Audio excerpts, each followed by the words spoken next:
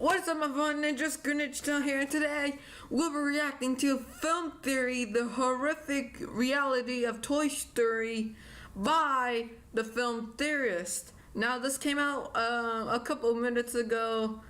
I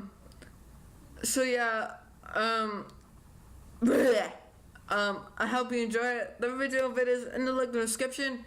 Make sure to go subscribe to the Film Theorists if you haven't already. Now, I wanted to do something Toy Story related, since the new Toy Story movie is coming out, this summer. So, yeah, might as well do this video, since I got a notification about it while watching Markiplier doing FNAF. So, yeah. Anyways, yeah, let's begin. Siri, what's $1 trillion to the 10th power? 1 trillion raised to the 10th power is 1 0 0 0 0 0 0 0 0 0 0 0 0 0 0 0 when he calculates how much money the next movie is gonna make. Excuse me, some of us are trying to work over here. Thank you very much. Oh boy!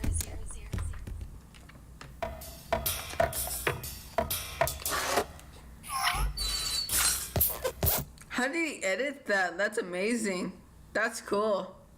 I like how he edit that. That was amazing.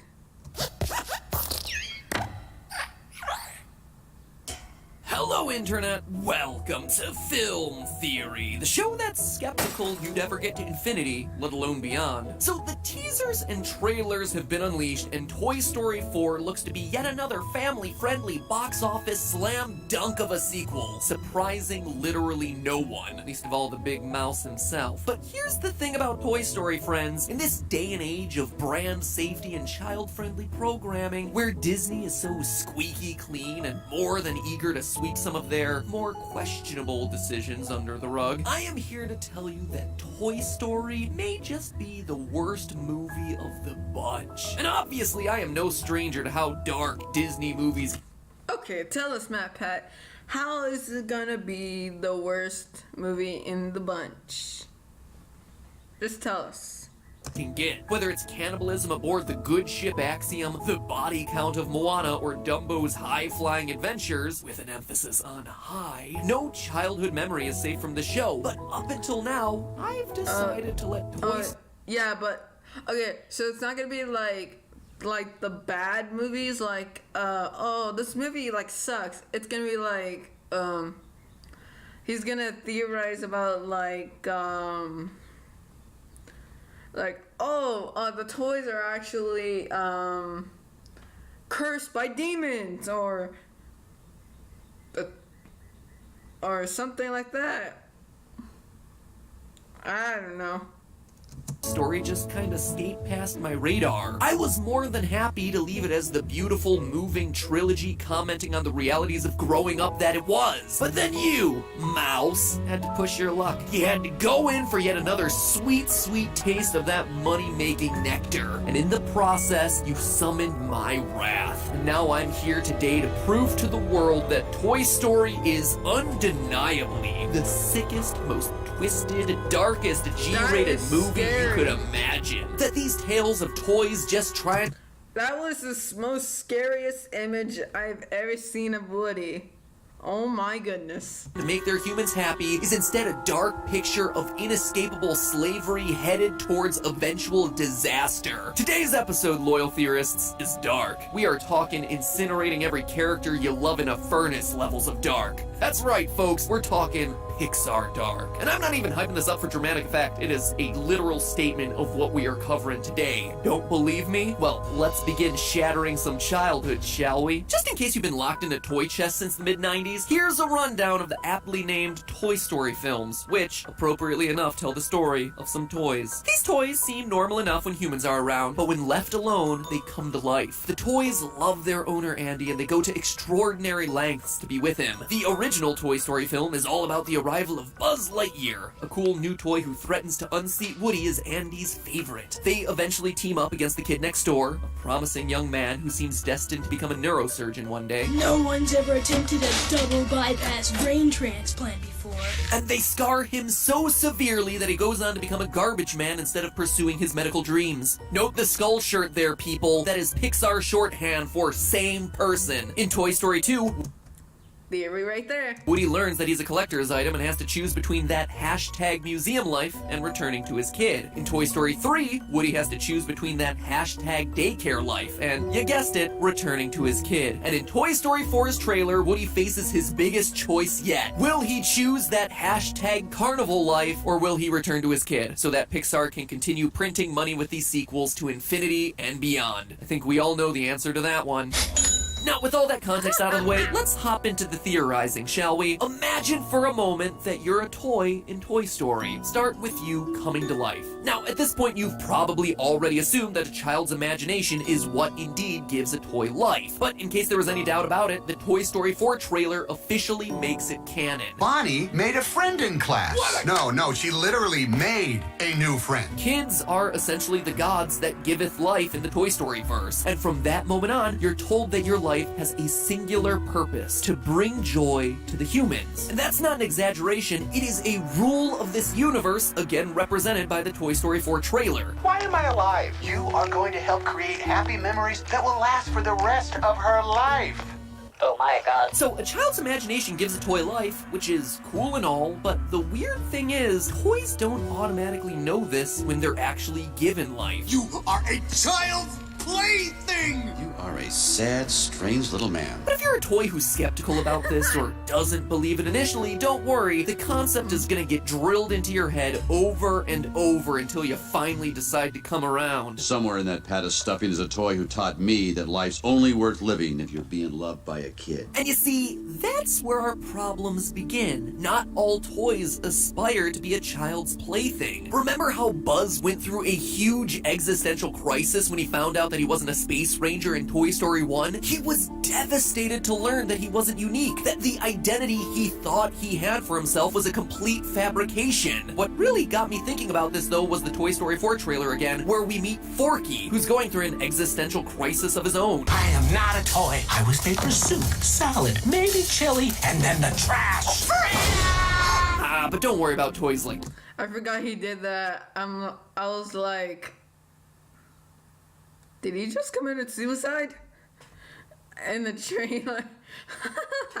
Buzz. By the end of the movie, he comes around. He learns that toys do in fact have worth. Worth that is entirely dependent on being subservient to the whims of their masters. I mean children. Kids who really appreciate the sacrifices that the toys are making on a day-to-day basis. Land, make a space! This is where the spaceship lands! Who am I kidding? These masters don't even realize they're alive. The toys are born into a system where the very fact that they are alive is kept in the closet, both figuratively and literally. A world in which they are terrified of humans seeing them as they really are. Andy's coming, everybody! Let's get places, hurry! Think about it. Toys are literally imprisoned in boxes and bedrooms until a human child decides it's time to play with them. And you can't see it because this is all voiceover, but I am tossing strong finger quotes over the word play there because this so-called playtime is 100% free of toy consent. Whatever that child wants, that toy must oblige. Consider all those poor, disrespected Barbies. And it's not like they can't be alive in the presence of humans, it's that they won't. They're too scared to be. When the chips are down, sure, they'll reveal themselves to humans if they have to. So play nice. But the norm is just to lay there and let your human do whatever it wants with you, and then cast you aside when they're done. And despite it all, the toys still show unconditional love to their kids. Something we all get sniffly over in the theater because Randy Newman is singing about friendship or whatever. But if you start peeling back the surface layers, that shot of Jessie looking longingly out of a window is really just a textbook case of Stockholm Syndrome. When you look at what the toys go through and what they have to do to maintain the status quo of this society, it's a system that outright outright denies toys self-determination, then doesn't even allow them to make their own existence known. But humans are the ones who gave them life in the first place, so it makes sense. I hear you saying down in the comments, and sure, you are more than welcome to believe that. That is totally fine with me, but before you make your decision, let me also ask you this. You didn't get a choice in being born, did you? And so you would also be okay being the plaything of your parents? You know, the people who gave you life without your knowledge? Just asking. So, as a toy, that's your life. A lifetime spent in servitude to masters who control your every action and don't even know that you're alive. Then, as we see in Toy Story 3, they grow up and they abandon you. Yay! Happy G-rated kids movie. But we're still not done because we haven't taken... Yep. Yay! Let's all watch Toy Story 4 and get scared. Yay! This to its logical conclusions, because for as awful as this systemic indentured servitude might seem, at least you have the sweet release of death to look forward to, right? Right? Maybe not. Because there are some pretty old toys running around in these movies. In Toy Story 2, we learned that Stinky Pete was manufactured back in the 50s, and he hasn't aged one bit since his Woody's Roundup days. Granted, he's done an exceptional job of keeping himself in mint condition, but the Toy Story 4 trailer features a slew of other vintage toys. They're not under glass, and they seem to be doing just fine too. Furthermore, toys don't have organs. So riddle me this, how are you gonna die of natural causes if there are no organs that can fail? And furthermore, if there are no organs inside of a toy, no brain, no heart, is it even possible to kill a toy? No, but really, how do toys end their life in this series? Think about it. We know for a fact there is nothing in a toy's body or head that is vital to life. That was the most scariest thing ever in Toy Story 1 I saw. Oh my goodness. I couldn't even look at that in Toy Story 1. It looks like Mangle, but worse.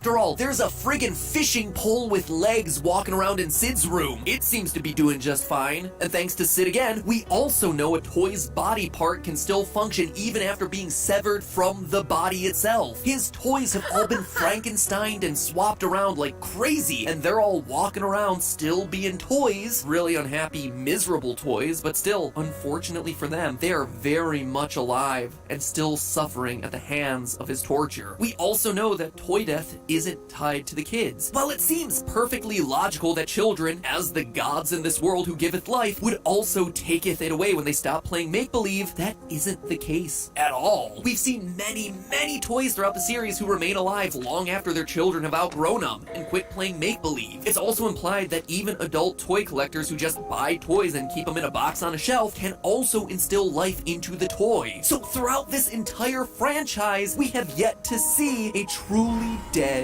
toy. But of course we've seen toys die, I hear you saying. There's the whole incinerator scene at the end of Toy Story 3. And first, we never actually see if a toy's life is truly taken away by that. But secondly, what if it is? Are you telling me that the only way that a toy can die is by burning to death or being completely destroyed? Think again back to Sid's room, where toys are ripped apart, army men are drowned and maimed in the backyard, and they're still just walking around. They need to be atomized, melted into nothing to fight the big one. Is that revelation supposed to make me feel?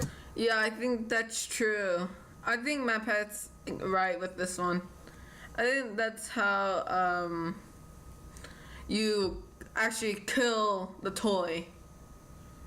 So, yeah. Better about this universe? But oh no, friends, I can take it one step further here. Not only is a death by fire or explosion or just complete annihilation the only way for a toy to fight the big one, more often than not, it's also gonna have to require them to make the choice themselves. Most toys are gonna have to choose to finish themselves off. I mean, think about it. If I throw my Woody away and it goes to the garbage dump, from there, he's still alive. He's either buried alive under the mounds of garbage that Wally's gonna collect in a few centuries, or else wandering around the wasteland alongside the fragments of all the other broken, abandoned toys. Unless they actively seek out an incinerator, they're just there, hanging out, forever, yearning for a death that'll never come until they make the choice to sacrifice themselves to the fire. Sure, it's one of the most moving, tense, emotional scenes ever, watching our heroic toys escape the incinerator at the end of Toy Story 3, but the sad truth is that slow descent into the fire is what awaits most of the toys that we see throughout these movies. Oh wait, sorry, they have to go through the chopper first. So, there you have it, ladies and gentlemen. Think about that as you line up to go see Toy Story 4, which will undoubtedly be about Woody growing up and finding a new purpose in life, finding a life path that doesn't depend on making children happy, because he, just like Bo Peep and those creepy ventriloquist dolls, is just too old for children to love anymore. He's probably got asbestos in his stuffing or something like that. And what else is Woody gonna do? He's never gonna die, at least until the moment he chooses to, or randomly catches on fire. Disney! Brand safe for all the kiddies. So that, my friends, is the dark truth of Toy Story. The one that they don't want you thinking about too much as they play that Randy Newman song for the umpteenth time. Show us the garbage dumps, Disney. I want the receipts. Reveal the truth to us. But then again, there is one other way this whole Toy Story could play out. If you look at the toys across the 3 movies, the Pixar universe could be headed into a state of war. A human-verse toy total war. And if that's the case, well, it's not gonna be looking too good for the humans. But more on that in the next episode. In the meantime, remember what Woody always says. There's a razor in my boot. Wait, what? There's a razor in my boot. That's not what you say, Woody. Also, that sounds horrifically painful. Do you wonder how this cowboy gets his clothes clean shaved? No, actually, no one ever has, but, let me guess. Because you're a member of Dollar Shave Club. Wow, who knew that this beloved animated character would also support our sponsor for today's episode, Alright, guys, I'm gonna stop it right here. Yeah. I'm gonna stop it right here. So anyways, guys, this is awesome. So, man, there's a lot of stuff to think about this. And I'm not gonna look at Toy Story the same way again. Thank you, MatPat, for ruining everything. Anyways, so I hope you enjoy, guys. So anyways, guys, so leave a like, comment down, what do you guys think of this theory, of MatPat's theory? I think it's pretty good. Subscribe to the channel, get your sword, cut that notification bell, and see you ninjas later. Peace out, guys.